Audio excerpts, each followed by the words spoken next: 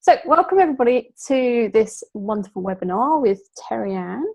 I am Eloise Ansell, and for those of you who don't know me, I am a therapist and trainer based in the south of England. The lovely Terryann is over in Montreal in Canada. So by the wonder of the tinterweb, hopefully we'll be fine for this evening's call. So Terryann, do you want to tell everyone a little bit about you and your background? Just for a couple of minutes. I'm also part of the International BodyTalk Association. I teach BreakThrough. I'm one of the only senior instructor.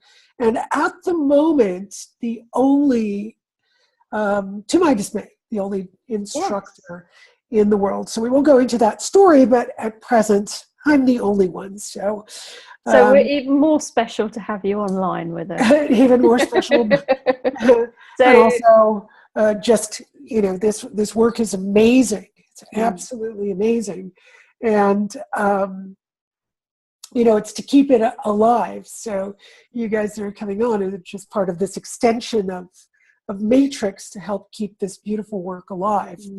And so this is kind of my mission in life. So I also do body talk and Reiki, and I teach tarot and do a bunch of other things, which Eloise and I are getting involved in too, is to create an online course with tarot, and maybe eventually maybe do a breakthrough online course. That might be a while before we get there. I spend most of my days doing this work. You know, it's fun. It's great. Have a good time. People usually are very happy after this work. I'd say 90% of the time. So quite miraculous, quite a relief to do this kind of work. So what else I've been doing this for a long time. I've been in clinic for about 17 years or maybe more. And I started doing a lot of this work when I was very young. You know, even when I was 9, 10, 11 years old, I was always working with belief systems and trying to figure that out, and started doing energy work. I think it was about 17 when I took the other versions, so the method of mind control, which is like MindScape. So I've been doing this a long time. Yeah, very long time.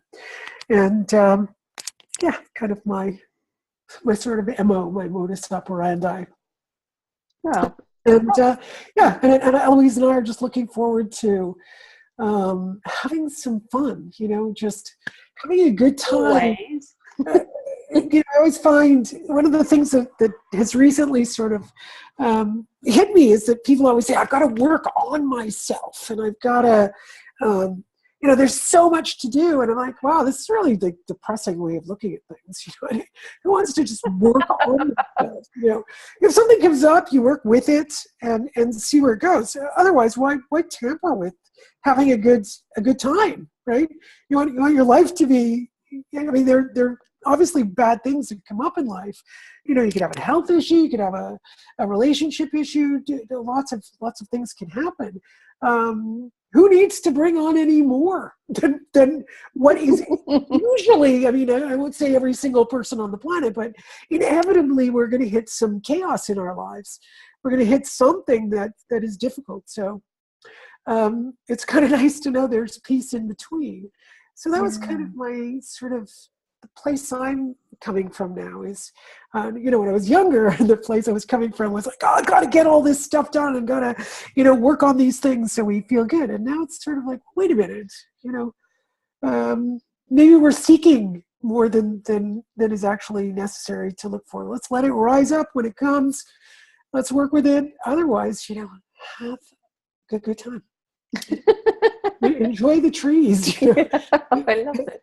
Enjoy your yoga class. Enjoy listening to, I mean, what a incredible invention these things are with our beautiful music. You know, when I was younger, I used to blast the music in the house and disturb the neighbors and disturb my, but now you can just have this music and, you know, fill your whole head and just enjoy your music. and everybody can enjoy their own kind of music. I was on the beach just a week ago, and there were some people next to me who started to play music, and then some people over there playing music, and then the hotel was playing music, and I thought, yeah, this is just not good. This wasn't a good way to live. This is like layers of music. Layers of all this, and of course music you don't even like, right? It's like, yeah, this is the most incredible thing that has happened, is that we can have this nice music, and then we can still dance with each other, but we can listen to what we like to listen to, right? You know, so life is good. Enjoy it. Perfect. That's a good summary of you. Yeah, I guess so. Yeah. Yeah. I like it's it. a good summary of having some fun. Yeah. If you've ever never spent time with Terryann or me, we both like to have a lot of fun. And as you said, I think, you know, we're both, so the way me and Terryann have connected is we're both instructors with the International BodyTalk Association, and I teach MindScape, which is the intuition side of things, and Terryann teaches BreakThrough, and they're kind of like a kind of two sides of the coin. I always see them. And this is all about doing work on ourselves. And I always think personally as a therapist that I can't help other people unless I've been there myself, you know, unless I clear my stuff. How can I expect to clear other people? So I'm always working on myself. And through BreakThrough, I've had some of my most biggest shifts over the years. And I love hanging out with Terryann. I love the class. And the moment you started talking tonight, my heart just began to melt. And I was like, we so need this work. And that's how I feel every time we do one of these calls or start a new class. And this work is so needed, you know, so we can have more fun in life, because stuff happens, but, you know, we can have fun in between. It doesn't need to be difficult. And I think you talking about that is perfect, because I see so many people when I wander around, you know, on trains and things, and they just look miserable. And they're looking for things to feel angry about constantly or worry about. And I'm like, who wants to live like that? Exactly. And even us as body talkers or people in the field often are, oh, I got to work on this or I got to work on that. Yeah. No, just wait until it comes up. Don't. It's, you know, one of the biggest things that often I don't introduce as a lecture topic is that, but it is important to mention, is that we're often going up in the mind. And if you've ever heard of Sadhguru, Sadguru, this guy's great. And you know, I listened to one of his talks, and he said, look, he has an Indian accent. So, if you go up into the mind and you start to analyze something in the mind, you break it up into, let's say, 10 pieces. But then the mind will go in and analyze those 10 pieces and break those into pieces and then break those into pieces. So where you had really no problem, you just stuck it in the mind and broke it into pieces. And now you've got a bunch of problems that if you just stay out of there, you go up in there and get involved with all this stuff, then you won't have as many problems, which ultimately, you know, in a very simple, I mean, it can be very simplistic if we could just stay out of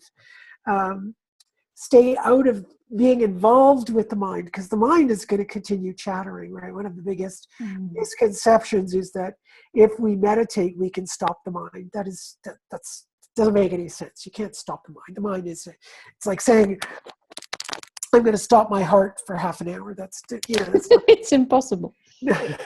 So you're not going to stop the mind either. So it's just going to keep talking, but I don't have to get involved with it. Kind of hear white noise in the background. You could hear, let's say, a baby crying, but after a while you get used to it and it's just white noise and you don't really hear the child crying anymore.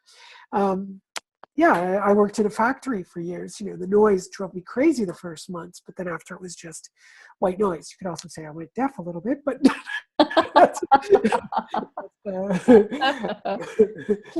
so, you know, it's just the mind could, that's just an imagery I'm just giving, that the mind's going to keep talking, but you don't have to speak from there.